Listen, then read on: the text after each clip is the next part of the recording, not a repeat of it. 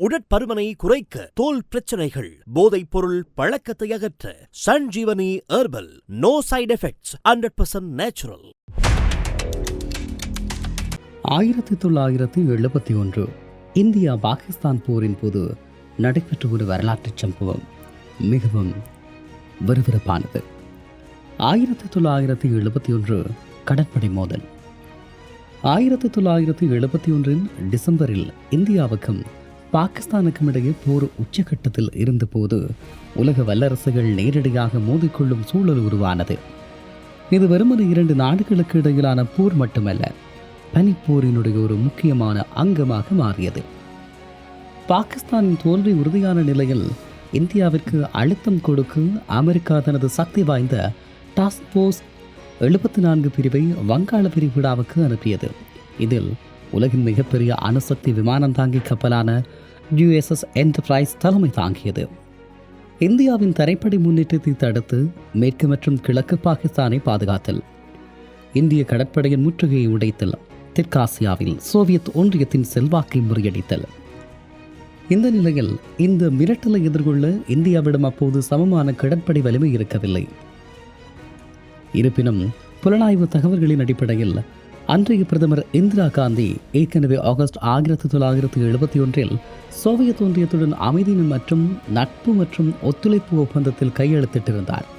இந்த ஒப்பந்தமே இந்தியாவின் மிகப்பெரிய பாதுகாப்பு அரணாக மாறியது. அமெரிக்க கப்பல்களை வங்காள விரிகுடாவை நெருங்கிய போது சோவியத் ஒன்றியம் தனது 10வது செயற்பாட்டு குழுவை களமிறக்கியது.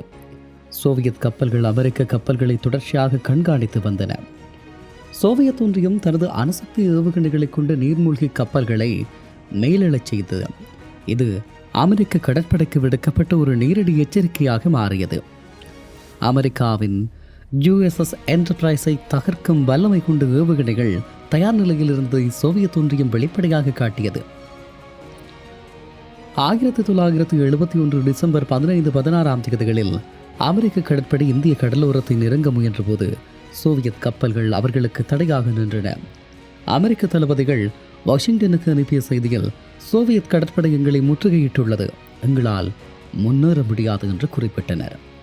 அதே நேரத்தில் இந்திய விமானப்படை மற்றும் கடற்படை கிழக்கு பாகிஸ்தானில் உள்ள கவர்னர் மாளிகை மற்றும் முக்கிய நிலைகள் மீது துல்லியமான தாக்குதல்களை நடத்தின. அமெரிக்காவால் பாகிஸ்தானுக்கு உதவ முடியாமல் போனது. டிசம்பர் 16 அன்று பாகிஸ்தான் இராணுவம் நிபந்தனையின்றி சரணடைந்தது. பனிப்போரில் அமெரிக்கா நேரடியாக தலையிட்டும் சோவியத் எதிர் நடவடிக்கையால் பின்வாங்க நேரிட்டது.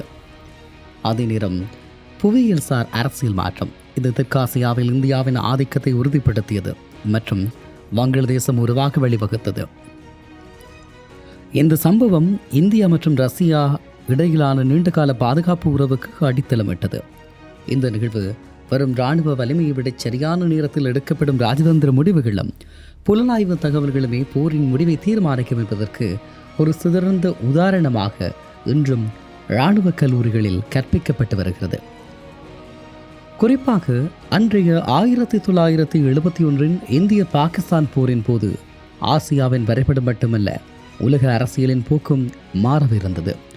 அன்று கடலில் நடந்த நிழல் போர் பற்றிய புதிய தகவல்கள் பல வியப்பை தரக்கூடியதாக இன்று பல தசாப்தங்களுக்கு பிறகும் வெளிச்சத்திற்கு வருகிறது. அமெரிக்காவினுடைய ஜனாதிபதி ரிச்சர்ட் நிக்சன் மற்றும் ஹென்ரி கிசிஞ்சர் ஆகியோரின் உத்தரவின் பேரில் டாஸ்க் போர்ஸ் 74 என்ற கடற்படை பிரிவு டிசம்பர் 10, 1971 அன்று மலாக்கா நீரிணையை கடந்தது. சமீபத்திய ஆவணங்களின்படி அமெரிக்காவை நோக்கும் பெரும் மிரட்டல் மட்டுமல்ல, இந்தியா மேற்கு பாகிஸ்தானை தாக்கினால் அதனை தடுக்கவும் பாகிஸ்தான் இராணுவத்திற்கு தேவையான தளவாடங்களை வழங்கவும் அவர்கள் திட்டமிட்டிருந்தனர். USS என்டர்பிரைசஸுடன் 3 ஏவுகணை அளிக்கும் கப்பல்கள், அணுசக்தி நீர்மூழ்கி கப்பல்கள் மற்றும் சுமார் 2000 கடற்படை வீரர்கள் இருந்தனர். ரஷ்யாவினுடைய 10வது ஆபரேஷன் வாட்டர் ஆஃப் குரூப் எதிர்வினை இந்தியாவினுடைய வேண்டுகோளுக்கு இணங்க சோவியத் ஒன்றியம் தனது பசிபிக் கடற்படையை நிலைநிறுத்தியது. அட்மிரல் விளாடிமிர் குரூக்லியோஸ்கோ சோவியத் படையினுடைய தளபதியாக இருந்தபோது அவர் பின்னாட்களில் அளித்த பேட்டியில் ஒரு அதிரடி தகவலை உறுதிப்படுத்தினார். அமெரிக்க கப்பல்கள் முன்னேற முயன்ற போது சோவியத் அணுசக்தி நீர்மூழ்கி கப்பல்களை கடலின் மேற்பரப்பிற்கு வரச் செய்து அமெரிக்க உளவு செயற்கைக்கோள்கள் மற்றும் கப்பல்களுக்கு தங்களின் அணு ஆயுத பலத்தை காட்சிப்படுத்தினார்.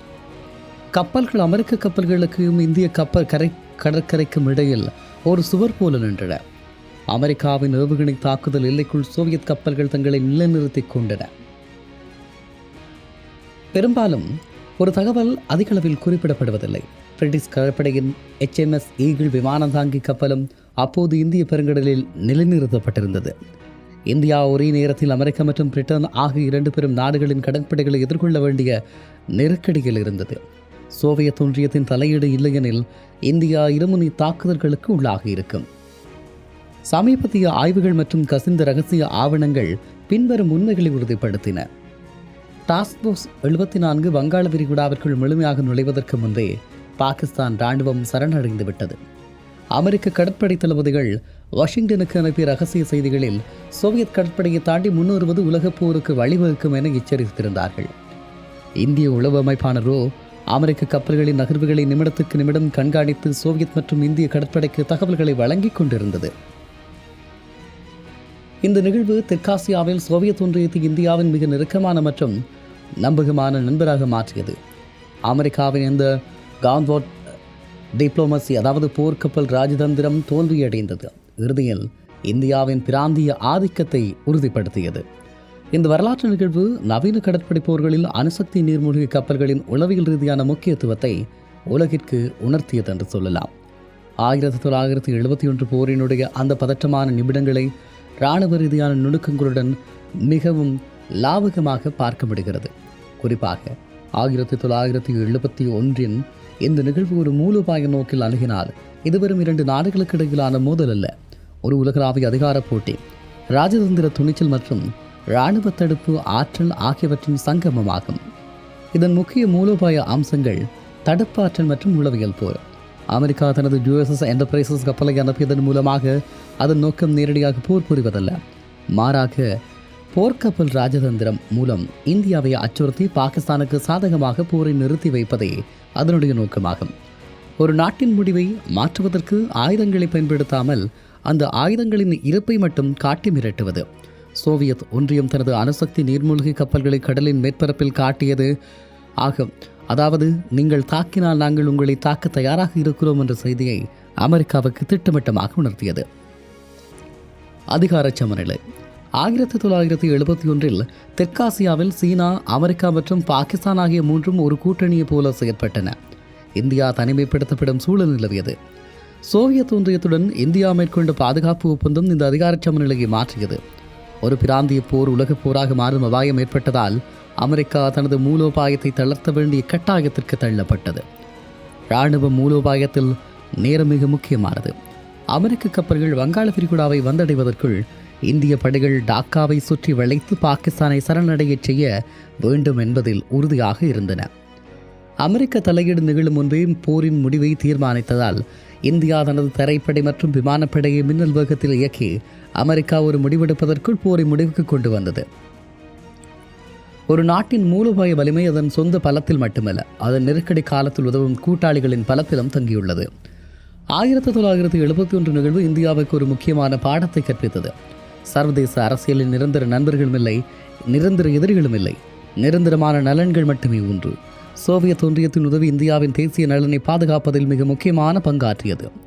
இந்திய கடற்படை அந்த சமயத்தில் தனது முற்றுகை மூலோபாயத்தை மிகச் சரியாக செயல்படுத்தியது. பாகிஸ்தானின் 2 பகுதிகளுக்கு இடையிலான கடல்வழி தொடர்பை துண்டித்ததன் மூலமாக அமெரிக்கா உதவி வழங்க முற்பட்டாலும் அதை செயற்படுத்த முடியாத சூழலை இந்தியா உருவாக்கியது. இந்த நிகழ்வு இந்தியாவின் ராஜதந்திர முயற்சியை உலகுக்கு காட்டியது. வல்லரசுகளின் மிரட்டலுக்கு அஞ்சாமல் சரியான கூட்டணிகளை உருவாக்கி மிக குறுகிய காலத்தில் ஒரு புதிய நாட்டை, வங்காளதேசத்தை உருவாக்கியது. நவீன உலக வரலாற்றின் மிகச்சிறந்த இராணுவ மூலோபாய வெற்றிகளில் ஒன்றாக இன்றும் கருதப்படுகிறது. இதை பற்றி மிகவும் ஆழமாக தொடர்ந்தும் பேச வேண்டிய கடப்பாடும் இருக்கிறது.